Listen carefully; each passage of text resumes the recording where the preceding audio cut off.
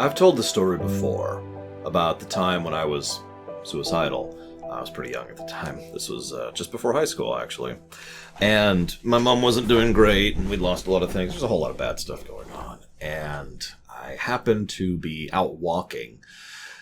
And I happened across a video games... Well, actually, it was a bookstore, but they also sold video games because I was pretty normal back in the day. And there were 3 video games there that were like $5 each. And they were Final Fantasy VI, which is where I've usually told this story before, Legend of Zelda: Link to the Past, and Mega Man X1.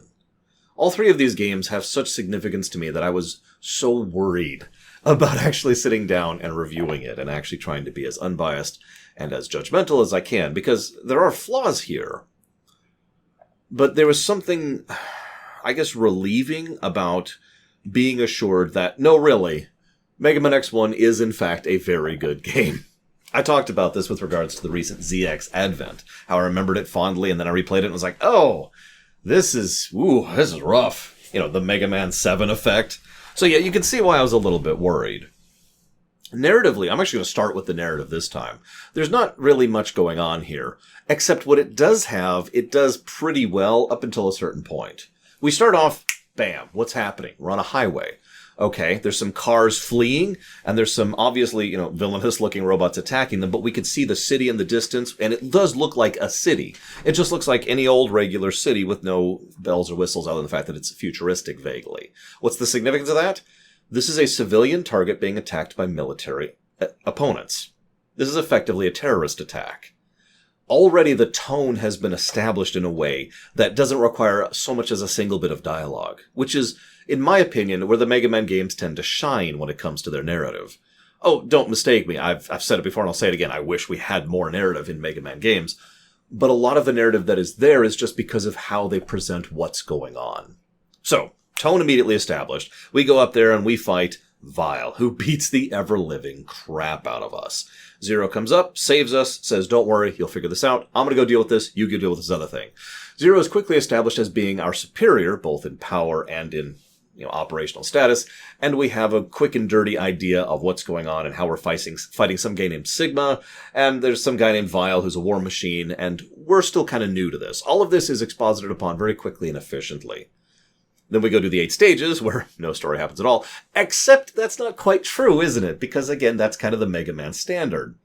One of the things that Mega Man X1, 2, and 3 all do very well, and I commented on this on stream as well, is all 3 of them are clearly within the same space, or all of the stages are in the same space.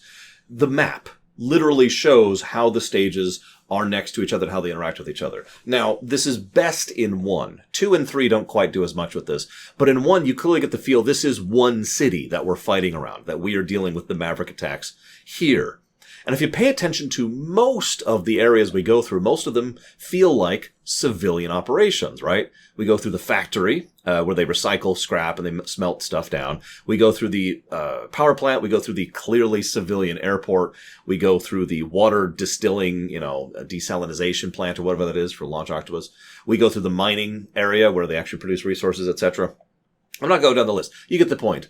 Each of these areas feels like something that is part of the infrastructure, that we are defending against violent attacks against civilian infrastructure. I hate to keep bamming that point in, but that's a big element of the tone of Mega Man X1, is the fact that we're actually trying to defend civilians, and that helps to kind of highlight that, and that's necessary because we don't see a single human in this game. In fact, they don't reference Dr. Kane at all in this game. He's in the manual, of course, and obviously he's in the backstory, but in the game, nothing.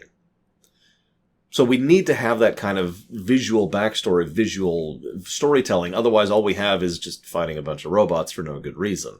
And this is one of the reasons why I praise narrative so much when it comes to video games, because narrative implies context. Then we go fight, we go to Sigma's Fortress. Vile manages to capture Zero, but Zero dies, and Zero dies, take a drink. And then, we end up beating Vile, showing how far we've grown, showing how much stronger we've gotten previous to the last time we fought him. Granted, we didn't actually fight him on full terms, but it still is worth noting narratively that it took Zero and X to beat Vile, which is interesting when you think about it. But the idea is there. It's trying to showcase growth in a story perspective. Then we encounter Sigma, who gives us probably the most exposition of what's going on in general. He specifically calls us a traitor, that we betrayed him. This is a wonderful bit of storytelling, because, as we will find out later, Sigma used to be one of the Maverick Hunters. Now, they actually say this in the game. They do say that he used to be a hunter. So Sigma was a hunter and is now fighting humans. X is a traitor to Sigma. From those two beats and nothing else, we can infer quite a bit of storytelling and what's going on. It also helps to establish Sigma as a villain, which is necessary because he doesn't get much else, if we're being completely honest with ourselves. Then we get to the actual ending, which... So, we must fight forever. We get a little noir. We get a little 90s in the ending. Let's just be honest about that. And then we get the post-credits, dun dun dun. Gotta have that. Interesting little tidbit. Now, I haven't been able to 100% confirm this, so grain of salt. But near as I can tell from interviews said well after the fact, the idea was originally that certain robots, Reploids especially, had souls. Apparently there was some pushback against that idea, so they instead turned it into programming, viruses. Hence, the original idea was that Sigma will come back because his soul was still existent, and then he would be able to go ahead and shove himself into a new body.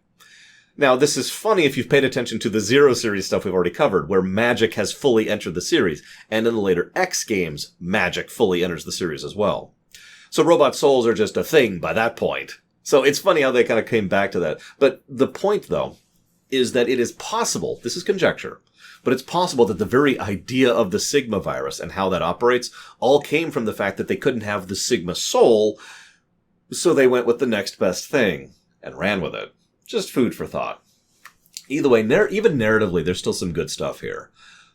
But let's be honest, the gameplay is where it really shines. But I'm not going to talk about that just yet. I want to talk about one other thing really quick. Everyone knows that Zero was supposed to be the protagonist. I actually found an interview specifically from Mr. Inafune about this, about how Zero was designed to be the new protagonist, based on Proto Man, by the way. That's been confirmed. The art book I've got just behind me here actually confirms that. So the original idea was that Proto Man keeps going into the future, is turned into this new Reploid thing, and that's the main character. This makes plenty of sense, if you think about it. Proto Man, the prototype androbot, who is turned into a full android with full sentience and sapience, who is then termed Zero, who becomes the basis for all the Reploids. I mean, that just makes all kinds of sense. But what's interesting about this, in this interview, Inafune mentions that he was so nervous about the idea that he didn't even pitch this to the executives. He didn't even try. He was just like, you know what, no. Let's just design Zero as a secondary character, and you go ahead and design, Mega Man X, and then we'll just have him be the main character. Okay, cool. I find myself wondering if the executives of the early 90s Capcom would have been okay with that. Because we know Capcom executives can make some decisions. But this was early 90s. They were kind of in their heyday, one of their heydays at that point in time. It's just food for thought. You probably expected me to comment on the Zero as a girl thing. I did my due diligence and did some research for this particular video. I found no credible or tangible sources that Zero was supposed to be female, and that it was changed due to executive meddling. So I'm not willing to even report on that, other than the fact that I'm not willing to report on that. It's interesting because I've assumed that is true for a long time too, but this is one of the reasons why I try to do this kind of research when it comes to these things, to try and nail down and see how true it is and how not true it is, because these kind of things have a tendency to meme out of control, especially over decades. Now we'll go ahead and talk about gameplay. Holy crap, they do so much right. Let me talk to you about Super Mario World. One of the things that is so awesome about Super Mario World is that it is brilliantly designed. Every single enemy, all the placements, all the platforms, thought, care, effort, design is put into it. I've actually brought this up before. You can always tell when something's designed versus something's thrown together. It's hard to explain, but there's a different feel and vibe to it because you can see how it deliberately interacts with what you can do in an intentional format, right? To contrast this, to use a direct example, because I brought this up with Resident Evil 2 Remake, where very clear effort and thought and design was put into making sure that the layout and what it connects where was carefully thought out, as opposed to Resident Evil 3 Remake, where the exact opposite was the problem. Everything just felt thrown together and there was no rhyme or reason to anything, right? It's one of the things I didn't like about that game. Here, Mario World. The reason I bring up Mario World is there's been better Mario games, right? We've had Mario Odyssey, we've had Mario 3D World, we've had the Paper Marios. There's been a lot of Mario games that have done above and beyond. Better level design, better power-ups, better kit, better visuals, better sound design, better music, better across the board. but it's hard to be better designed than Mario World. Because again, so much effort and thought was put into zooming in the camera so far. And you can tell, we know this, of course, we have documents that prove this, but you can tell how they actually sat and said, okay, on this screen, this is going to be here and this is going to be here. Now, we know on the next screen they're going to go up, but we'll get to that in a minute. So we want an enemy that's going to attack like this, and that's going to force the angle like this. Okay, so then we want this thing to here. And very, very careful thought and effort is put into everything. And that's this game in a nutshell. Let me give you a few of my favorite examples. I'm not going to go down the list because it's huge. I wrote up a ton of stuff in the document, in the review document. So you can see some of that on that. It's on the website. There's a link to it on the bottom. Tons of thought and effort put into those little details. In the intro stage, obviously you see the narrative stuff of the cars running, and then oh my god, the enemies. One of the first things that happens is you fight a bunch of enemies that can be beaten with simple buster shots, nothing really important. And then you fight a large boss. Now, on the off chance that you haven't figured out how to charge your weapon yet, this is where it would be useful. But let's say you haven't figured out how to charge your weapon. That's fine. So you just shoot the boss. And what happens is the boss crashes down. Notice the boss is huge and has collision damage. So you are discouraged from going behind it. Which is funny because the fastest way to beat this boss is to go behind it and then shoot it from there and then just keep going. But let's ignore that for a moment. Design. It's huge, so you want to keep to the left of it. And it's attacking, but it's not really doing a lot of damage, and then it crashes in it and smashes you down to the ground. Well, shoot, now what? You're in a pit and you can't get out. So you might be jumping around in frustration, and one of the things that is very likely to happen is you might jump at the wall. If you do, you will notice that you will slide up against it. And now we know how to jump off the walls, and now we have that mechanic tutorialized in such a format. Immediately after that, the very next thing we see, if we go to the far right wall, which we have to progress, by the way, we see there's an energy up, and a little weapon energy. I think it's just another energy up. Sorry. So there's 2 energy ups, 2 life ups right there in the other area.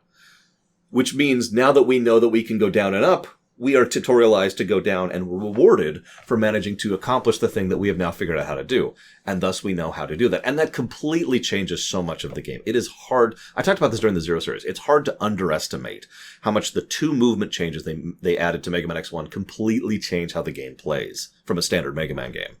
The ability to dash and the ability to wall jump are huge and change your, if you were to map out, if you were to look at a square and map out where you could move, right? On a basic Mega Man game, the entire lower bar would be colored in. This is where you can move to.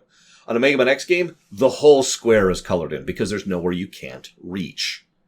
And this also informs attacks. Boss patterns and enemy patterns can be designed around the idea that you can do this or this or this. And there's other examples as well. So this is a huge game changer, and they tutorialize it brilliantly. The next thing that happens is we fast forward a bunch and we get to the Chill Penguin stage. Now, I mentioned there are flaws. One of the biggest flaws of this game is you really should do Chill Penguin first, and the whole game is designed around that. For fun, I had my viewers who haven't played this game before pick my boss order. So we did Armored Armadillo first. For those of you not familiar with the game, that's rough. That took some work, and that was like a several-minute boss fight. Sting Chameleon was next. We actually couldn't kill him without his weakness or without the dash. You're probably thinking, well, when did you do Penguin? Second to last. But that's the problem. You really, really should do Penguin first, and the game makes that clear. Later X games and earlier Mega Man games tend to not have this issue or have this issue, depending on the specific game. But this is easily the biggest flaw of the whole game, and it's one of those combined flaws, right? If you don't do Penguin first, you don't have the dash. So instead of the whole thing, you've got like this is your movable terrain, and that severely limits your ability to navigate, but also to dodge the bosses. Simple bosses like Spark Mandrill become incredibly difficult by virtue of the fact that it's almost impossible. Not quite, but it's almost impossible to dodge some of his attacks. And depending on RNG, it can be impossible. Imagine fighting Storm Eagle without the dash. It's not hard. All you have to do is assume that he does his blowback attack twice in a row. Because I'll tell you what happens if he does that. He kills you. Because he pushes you off the ledge. Because you can't resist the flow. You see my point? Now, I get why they did that. They wanted the dash to be right up front. Indeed, you cannot get any of the power-ups without the dash. So, you get the dash, you get the story, and Dr. Light's like, I'm so sorry. Cool. Make it in the intro stage. Funnily enough, future Mega Man X games would just give you the dash right off the bat because that's probably what they should have done to begin with. So live and learn. But the other related problem here is the bosses. I kind of mentioned that in passing. several of these bosses are actually quite difficult. And that might sound weird to say that, because you're like, I don't remember the bosses in X1 being difficult. Try to fight them either without the dash, or without their weakness, or both. Some of these bosses are absolutely brutal if you don't have one or both of those items. If you have one or both of those items, they go from being brutal to being doable. If you have both of those items, they go from being doable to being too easy. And that's the other major flaw of the game. Most of the bosses in this game are actually kind of jokes, or incredibly hard, and there's not a lot of in-between. I do think they did a better job with the Sigma bosses, as much as I hate the bow spider fight. The fact is, it's a well-designed fight, and same with the D-Rex, and same with the Sigma fight, so it's good stuff there, but... I'm getting ahead of myself. I want to talk about other tiny little details. Ice Penguin stage, okay? Excuse me. Chill Penguin stage. Ice Shotgun is the name of the gun. My apologies. The early parts of the stage are these slanting things, right? And they slant downwards, and you're on here, and the enemy's here. And so they decide to make an enemy who's low to the ground, so you're already less likely to hit them. And they're going to do a light hop towards you. So they're actually pretty likely to jump into you, unless you jump right over them. But you can't shoot them at an immediacy. In fact, what this is trying to do is get you used to the idea of jumping over the enemy and either ignoring them completely or turning around and shooting them in the back. Little tiny stuff like that. One of the best ways I showed this off, again, in the Chill Penguin stage, when I did the re-go-through to get the Flame Mammoth item, the heart container in the upper area, I had Sting Chameleon's ability, and I charged it up, and that makes you invincible for those of you not aware, so you just ignore enemies. And then I just raced through the stage as quickly as I could, in the most natural order I could. And if you paid attention, and this is on the VOD, at every jump angle, I went straight through an enemy. Every single one of them. And I point that out because, again, design. Every single one of these enemies and every single one of these platforms was clearly designed with, okay, this is most likely where the player is going to be coming through. This is the angle that they're coming in. So let's make the enemy go directly through that angle to try and discourage the player from just running through without without interfering themselves, and go ahead and encourage them to try and dodge around that. And at every point, there's always something you can do to dodge around the enemy, like just something simple like jumping up on the wall and waiting for it to pass, or going back and jumping back over it, or whatever. Little stuff like that, and there's so much. Again, I'm not going to bore you by just sitting here talking about all of it. If you watch the VOD, you'll see me point out several other examples. It's a non-stop presence. The only other thing that flaws it, and this is one of the other big flaws, is the Ninja Gaiden respawn thing. Now, on the one hand, some people are like, well, I like that because it gives you power-ups. So, there's two sections of the game, both of which are vertical climbing sections with overhangs, so you have to kind of jump back and forth a little bit to go up them, right? Both of them are filled with enemies, and both of them will respawn just a little bit off camera, because that's what the Ninja Gaiden respawn is. It's when you move the camera off, and you move the camera back, and they're back, right? Just respawn like that. This sucks, because it's very easy to fall, and if you do, not only do you probably fall to the bottom, because it's a vertical thing, but all the enemies you've been dealing with are now back and now completely out of position, and have fun with that. It's very easy to get completely screwed over in both of those sections, solely because of the Ninja Gaiden thing. The ability to go through and simply clear the enemies would be a much more useful option in this case. And if you think, well, how do you get repeating power-ups then? Do the Metroid effect. Do the Metroid approach, where you have an enemy dispenser, which just puts out an infinite amount of enemies, which can then give you power-ups and health and all that stuff. I know that's not an ideal solution. There are better solutions, but I'm just pointing out that the Ninja Gaiden thing is not necessary for design. Moving on. The other thing, we didn't give this game a negative for boss refights. If you don't understand the significance of that, this is one of two Mega Man games that we might not have given negatives for the boss refights, because all the boss refights are not only lazy, but they're kind of silly at times. Hey, we're in the depths of this giant electronic maze, and all of a sudden there's this room which is exactly the same as Duff McWhalen's stage, for some reason, and there's spikes on the wall and everything, and oh my god, there's Duff McWhalen, and we just refight him. There's no logic or reason to it. It's just, here's a refight with slightly different cosmetics. It's lazy. But in this game, what they do is they pepper the refights throughout the Sigma stages, through 1 through 3. And so you have a refight in this area, and then you have a refight up in this area, and then you keep playing the stage for a bit, and there's another refight, and so forth and so on. And if you're paying attention, the other game that does that is Mega Man 1. A game that this game homages to several times. The boss music obviously being a riff off the boss music from Mega Man 1, for example. And there's other little details like that I'm not going to bore you with. So I think that worked quite well. And it once again goes back to that design concept. It's very clear that a lot of thought and effort was put into this game. Just looking at the backgrounds of this game. just watching the glowing forest as you're going through Chameleon stage, or enjoying the distant tunnels and the extra little mining sections of the giant waterfalls of Armored Armadillo stage, or seeing the water pillars in the background as you're going through Launch Octopus stage, and so forth and so on. So much effort is put into making this game gorgeous and play great and awesome. This game is so much fun, so replayable. There's so many different permutations of how you can play through it. I myself personally enjoy 100% Buster only, 8 bosses only, which is my personal favorite run to do here. And I cannot possibly gush about this game enough. If you have not played it, I do absolutely recommend it. And I don't really have much else to say about that. It's fascinating to look at some of these classics, and what tends to happen in my job a lot, as I mentioned with the Mega Man 7 thing, but related to that, is you look back and you see a game that it's understandable why people love it. And you've probably heard me say this phrase before. I get why people love this game, but ... And it's usually, they were limitations of time or the limitations of tech. They literally couldn't do certain kinds of things in the 90s or the early aughts or whatever. Or maybe there's some kind of design questionable things that they was just more normal back then that aren't acceptable now, like grinding your face off to elongate the length of your game, stuff like that. But I usually say, this game, I can see why people love it, because you can see the core nugget of goodness and the core nugget of excellence in it. And then you see games like this game, where the whole game, with a few notable flaws, is just brilliant. And there's something weird and kind of awesome about being able to go back and re-examine a classic in this manner and come up with this result. I was pretty nervous going into this one. I think I mentioned that. And, well, later today, hopefully, we'll be checking out X2 and seeing how that one holds up. That should be fun. And we get to see the best character in the entire X series, Biker Guy, so that should be fun. I do hope you've enjoyed my thoughts, as always. See you next time.